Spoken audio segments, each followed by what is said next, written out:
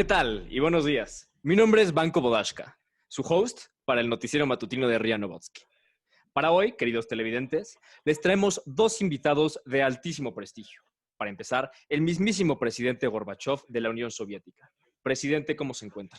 Hola, buenas tardes, mi querido Banco. Me encuentro muy bien, honrado de estar acá en el programa y pues muy emocionado por contarles a todos los que nos observan, los que nos escuchan, lo que sucedió en Chernobyl desde la perspectiva del más alto mandatario de esta Unión Soviética. Muchas gracias, señor presidente. También tenemos con nosotros en el estudio el día de hoy al doctor Valery Legasov, miembro de la Academia de Ciencias de la Unión Soviética. Doctor, ¿cómo se encuentra? Das Vitania, camaradas. Es un honor para mí estar aquí y platicarles un poco de mi perspectiva de la resolución de esta catástrofe tan trágica como la catástrofe nuclear de Chernobyl. Muchas gracias, doctor. Pues, queridos televidentes, hoy les traemos para este día, una entrevista que conmemorará los eventos acontecidos el pasado 26 de abril de 1986. Así que atenderemos a los puntos y dudas que nuestro querido público nos ha hecho llamar. Así que, pues, demos inicio, si nuestros invitados nos lo permiten, a esta entrevista. Primero, quisiéramos dirigirnos, en nombre de toda la audiencia, al señor presidente Gorbachev. Y quisiéramos preguntarle, durante toda esta catástrofe, ¿cuál fue el principal problema ético que se planteó, que se suscitó? Y, por supuesto, pues, ¿qué implicó? Excelente pregunta, mi querido Banco. Yo creo que la catástrofe nuclear de Chernobyl nos presentó con un sinnúmero de dilemas éticos que a ningún ser humano le gustaría plantearse. Aunque todos tendemos a buscar el bien, es importante tomar en cuenta que, como dice Aristóteles en la Ética Nicomaquia, dice así, voy a citarlo: esto no impide que haya grandes diferencias entre los fines que uno se propone. A veces, estos fines son simplemente los actos mismos que se producen. Otras, además de los actos, son los resultados que nacen de ellos. Fin de la cita. Por ende, a la hora de plantearnos estos dilemas éticos, es importante no solamente justificarlos con la búsqueda del bien común de la Unión Soviética, sino también tomar en cuenta las consecuencias, circunstancias y el objeto de estos dilemas. Y si me permiten, voy a hacer una intervención aquí, porque en mi opinión, el principal problema ético radicó en la solución de la catástrofe y en la preservación de la salud y la vida de millones de personas. ¿Pero a costa de qué? Además, otros dilemas fundamentales fueron, primero, la decisión sobre si se debería divulgar la información inmediatamente accesible después de la catástrofe. Esta decisión entre mantener la calma o informar mejor a las primeras personas que respondieron a la explosión nuclear. Esto para ver si podían tomar medidas preventivas. Finalmente, esto culminó en la muerte de muchos de ellos, ya que no se les informó. El segundo dilema fue el de no reconocer la gravedad del problema o informar a la población de lo que realmente ocurrió. Se decidió no informar a la población, y esto tuvo como resultado la muerte de muchos de ellos. Otra de las decisiones más difíciles fue la que surgió después de conocer el riesgo de que el reactor nuclear contaminara las reservas subterráneas de agua de la de que dependían millones de personas. Se tuvo que sacrificar la vida de miles de militares y bomberos para prevenir este mal mayor. Finalmente, además de esto, se tuvo que arriesgar la vida de muchísimos hombres para limpiar el desecho radiactivo de la planta nuclear. Y además, otro dilema que surgió fue a la hora de tomar decisiones sobre la creación de una zona de exclusión nuclear. ¿Estábamos realmente cuidando a la gente si los desterrábamos del hogar que habían ocupado toda su vida? ¿Es más importante protegerlos de la radiación o que conservaran su patrimonio? ¿Es ético matar animales para que estos no esparzan la radiación? Estos fueron algunos de los dilemas éticos con los que nos enfrentamos a la hora de buscar una resolución al problema. Muchas gracias, doctor. Ahora que dice esto de la ética, pues le adelanto que probablemente más adelante en la entrevista tocaremos este tema. Por lo pronto, quisiera, en nombre de todo mi público, preguntarles lo siguiente, y pues me gustaría que nuestro mandatario nos respondiera primeramente. ¿Qué visión antropológica tiene toda la conjunción de sus actos? Me gustaría leerle una cita del mismísimo Aristóteles. Aunque el dolor es un mal, no siempre ha de ser evitado, pues cabe servirse del mal para algo bueno. Con esto que quiero llegar, le quisiera preguntar si es factible afirmar que su administración se vio en aras del utilitarismo filosófico con tal de actuar. Yo creo que usted se encuentra en lo correcto. Esa afirmación es completamente acertada y no queda más que aceptarla. Siguiendo esa misma línea, querido presidente, entonces la siguiente pregunta sería, ¿cómo se mide lo bueno y lo malo? Estamos de acuerdo que durante toda esta catástrofe se suscitaron millones y críticas de los actos, de si eran correctos, incorrectos, adecuados, inadecuados o incluso buenos o malos.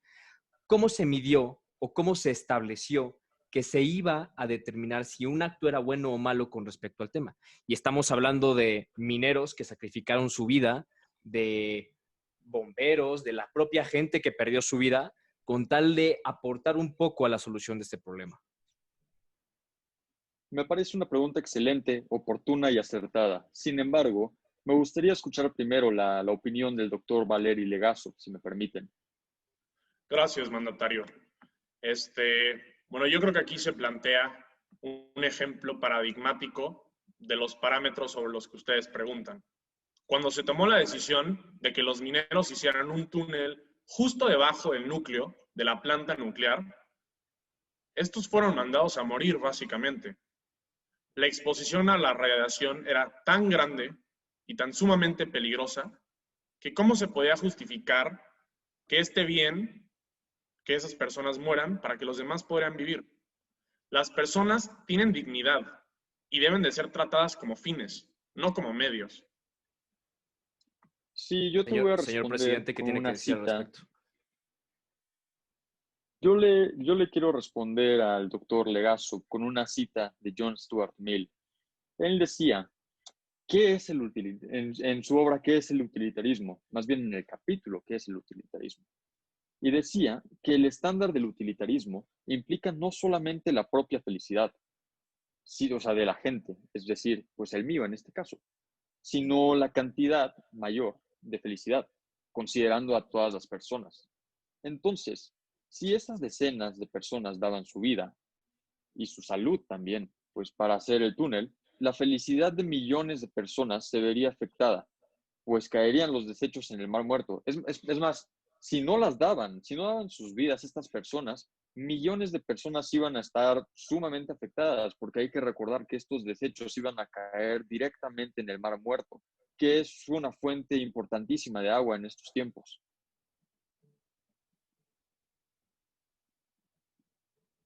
Además, cabe decir que estas personas que dieron su vida, pues el acto se podría calificar como un voluntario indirecto. Cumple con todas las características. Primero que nada, se iba a conseguir un bien mucho mayor. Segundo, no hay una intención de causar un daño. Tercero, será un bien de larga duración. Cuarto, no tiene como objetivo el mal en sí mismo. Y más importante, no existe otra posibilidad.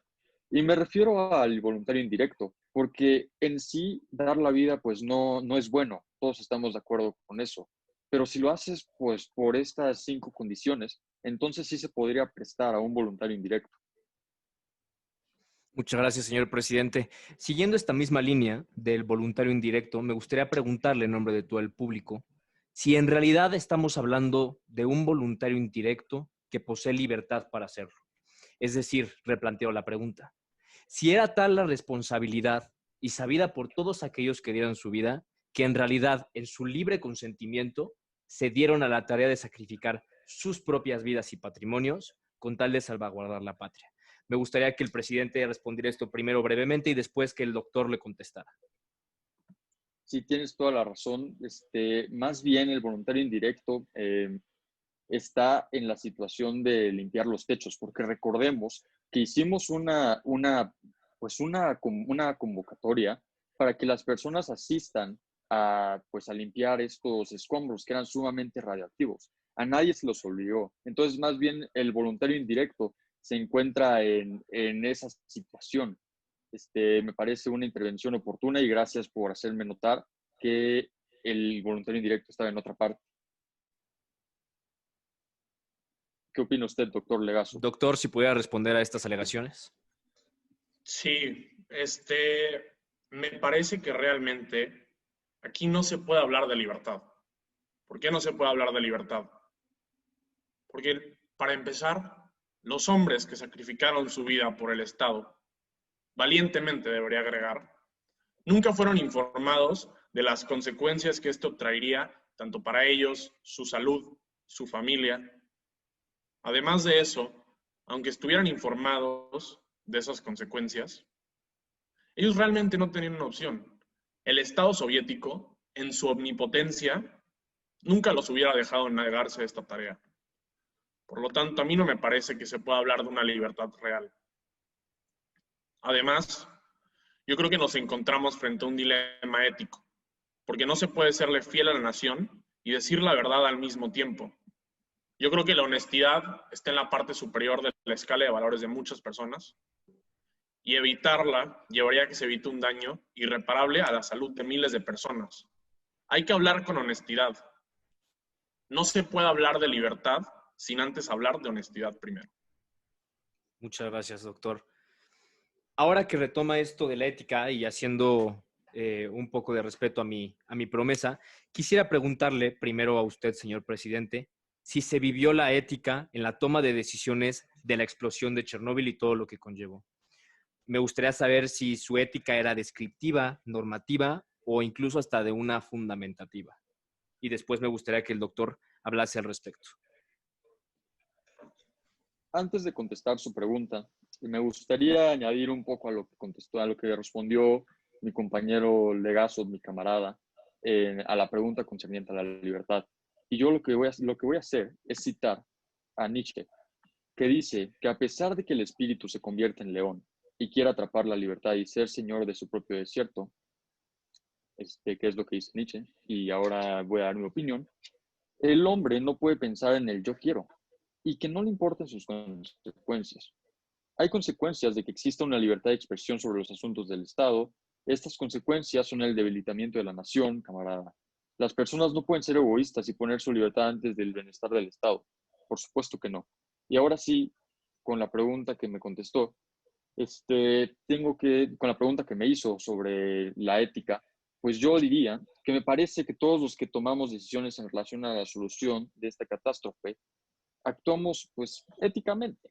Esta actuación ética normativa era necesaria porque se debía asegurar la supervivencia del Estado soviético. Y esto solo se iba a lograr por medio de la aplicación de la ley.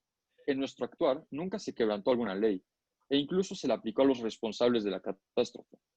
Además, como menciona Aristóteles en la Ética Nicomaquea, corresponde a los políticos determinar el bien común de la comunidad, cuando dice, cito, el bien se deriva de la ciencia soberana, de la ciencia más fundamental de todas, y esta es precisamente la ciencia política.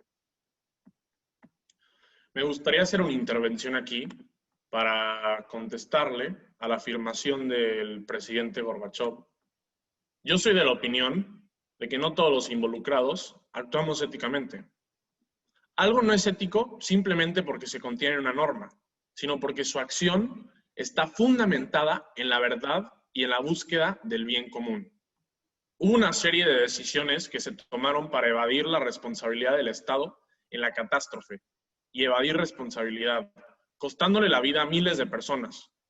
Además, sistemáticamente se buscó ocultar la verdad sobre las causas de esta catástrofe nuclear. Aunque debo reconocer el actuar ético de miles de hombres que dieron su vida o la pusieron en riesgo por la patria y evitando un mal mucho más grande, no podemos hablar de una actuación ética por parte de todos los involucrados. Muchas gracias, doctor, por eso. Ahora, quisiera referirme a los dos y que me correspondan en el orden que ustedes deseen, para preguntarles lo siguiente. En cuanto a sus cadenas de acciones, que fueron altamente criticadas para ambos y pues para muchos más, ¿Cómo se conformaron estas? Es decir, y quiero asumir que por lo menos desde un punto de vista científico, como lo es el del doctor, el objeto es pues la ciencia pura, el producto. El fin es la verdad y la circunstancia en este caso fue el bloqueo de la expresión de esta verdad. Y que desde el punto de vista administrativo, es decir, del presidente, el objeto pues es el poder, el fin, la preservación del mismo. Y la circunstancia, pues la puesta en duda y la crítica a si esto es realmente alcanzable. Quisiera leerles algo de Aristóteles.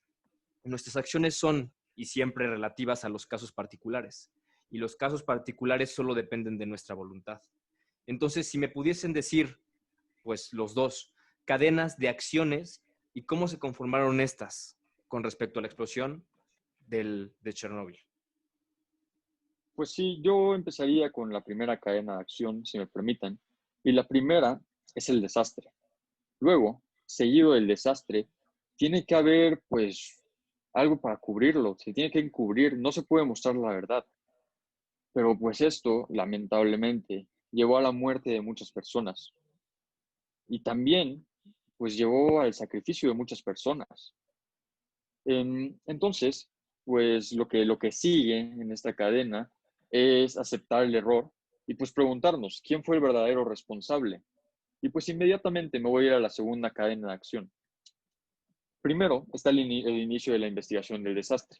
Luego está la adquisición de la información con respecto a las irregularidades del programa nuclear y decidir si ocultamos la información o no. Luego hay un hostigamiento y un espionaje a ciertos científicos que desean hablar y pues revelar la verdad. Y finalmente, pues nosotros decidimos no reconocer el error, pero tomar en cuenta las medidas de seguridad pues sugeridas por los científicos. Doctor, ¿qué tal para Bueno, usted? a mí me parece que cuando el presidente hablaba de este hostigamiento y espionaje a científicos que deseaban hablar, evidentemente se refería a mí y a mis colegas científicos, pero bueno, haciendo caso omiso a esto, vamos a iniciar con lo que yo considero una cadena de acción desde mi perspectiva personal. Bueno, para mí, el primer evento o el primer acto fue el aceptar el deber patriótico de aportar a la solución de esta catástrofe una vez que recibí una llamada por parte del Partido Comunista para apoyar en esta tarea.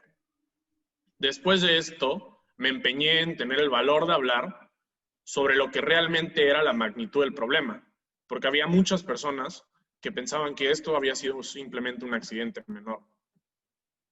Después tuve que arriesgar mi propia integridad y salud, ya que para solucionar la catástrofe se debía de estar personalmente en Chernobyl, arriesgando mi vida junto con la de los otros camaradas que estaban haciendo lo mismo. La parte más difícil, diría yo, en esta cadena de acción fue cuando tuve que decidir sobre el arriesgar vidas ajenas por decisión propia. La verdad, esta fue la decisión más difícil. Y por último, una de las grandes pruebas fue el decidir si debería de tener el valor para contar todo lo que había realmente sucedido, para descubrir quién realmente había sido responsable de esta catástrofe y para ver en qué podíamos mejorar como Estado para asegurarnos de que esto no se volviera a repetir nunca más. Muchas gracias, doctor. Por último, para concluir, me gustaría hacerles unas preguntas que me gustaría que respondan uno por uno y de forma binaria, es decir, con un simple sí o no. Primero quisiera entrarlos en contexto. Lo que les voy a preguntar es sobre la felicidad. Dice Aristóteles, el mismo hombre templado tiene necesidad de algún bienestar, porque si no tuviera medios de satisfacer sus necesidades, ¿cómo podría saber si era templado o si era otra cosa? Y lo saco a colación para saber si en verdad alcanzamos una felicidad o más bien un bienestar a la cual podamos llamarle felicidad. Doctor, de manera muy precisa, ¿se consiguió o no la felicidad? A mí me parece que no se consiguió la felicidad, pero sí podríamos hablar de que se consiguió, se recuperó, o más bien se aseguró, este bienestar necesario para primero satisfacer nuestras necesidades básicas, para luego después poder pensar en esta adquisición de la felicidad. Pero me parece que aún no podemos hablar de adquirir la felicidad durante la resolución de esta catástrofe. Y señor presidente, ¿Usted qué piensa? ¿Se consiguió o no la felicidad? Y si sí, ¿quién lo hizo? No se consiguió, porque nosotros, pues desde un punto de vista político, buscábamos la gloria, como expresa Aristóteles. Entonces, pues esta catástrofe fue conocida internacionalmente rapidísimamente. Pues en cuestiones de tiempo la radiación llegó a Alemania. Entonces, pues obviamente todo el ámbito internacional se enteró y pues por lo tanto no hubo gloria. Perfecto. Pues muchas gracias a los dos. Les agradezco eternamente el haber venido hoy a este estudio. Mi nombre es Vanko Bodashka y yo les deseo un muy bonito día.